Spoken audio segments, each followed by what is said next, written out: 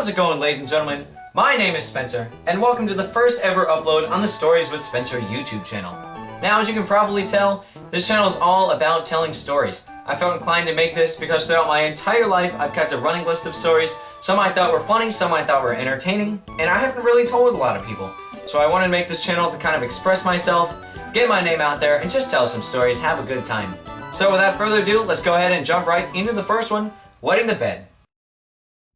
In the days of my youth as an elementary school student, I was accustomed to urinating in my sleep. Which, at the time, that seems pretty normal, right? An elementary school student wetting the bed or peeing their pants, it's normal. But I was at the oldest age you could be in elementary school. I was right on the border of going on to middle school. A couple years past when I should have stopped wetting the bed.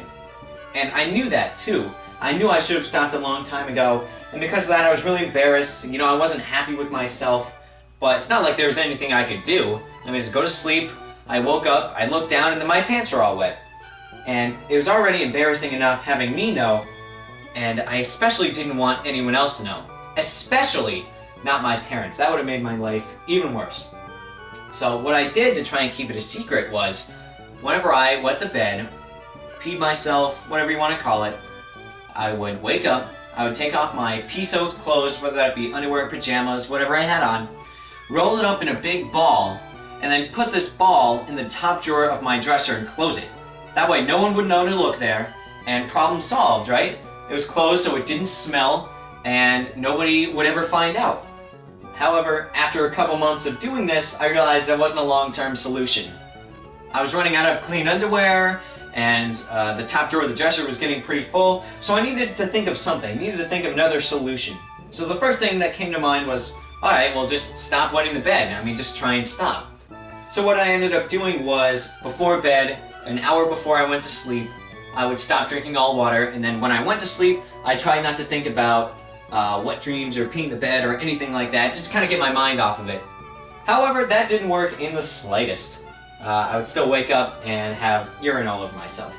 So the second thing I thought about doing was doing my own laundry, and that seemed like a perfect solution. One time when my mom wasn't home, I just sneaked the whole drawer full of nasty pee-soaked underwear, pajamas, whatever, throw it all in the washer, wash it, dry it, fold it, and put it away, and then nobody would know. Sounds like a perfect solution. Except, you know, I was 5 or 6, and I had no idea how to work a washer, a dryer. So I asked my mom if I could start doing my own laundry, take on some more responsibilities, and that didn't work either. She wasn't confident in her 5-year-old to work with machinery and chemicals, so that was out. So what I ended up doing was just keeping things the same. So whenever I peed myself, I would put all the nasty clothes in the top of the drawer, and then try and make the use of the little underwear I had left. Use the tricks where you wear it backwards or inside out, stuff like that. So that went on for about another month. Everything was hunky-dory, my plan was working out so far, at least the short term. But then one day, I got off the bus and my mom was standing on the front porch. And when I get off the bus, she's never sitting on the front porch. She's always in the house, cleaning something or relaxing, watching TV, whatever. But she was on the front porch and she had her arms crossed and she had this look on her face. This like death look or this concerned mom look. I knew exactly what that look was, and it kind of struck fear into me because I knew what was coming. So I hesitated, but I walked towards my house and I go up to my mom and she says, "Spence, can I show you something for a second?" And I said, "Oh, here we go. I know exactly what's coming." I started getting nervous, my heart started pounding. So we went in the house, we went up the stairs, we went into my room, and then she walked over to my dresser, put both hands on the handle, she opened the dresser, and then just this scent of, you know, 3-month-old urine and rotting pajamas, rotting underwear, and even rotting wood filled the air, and it smelled terrible. Oh my God, it was like someone died in there.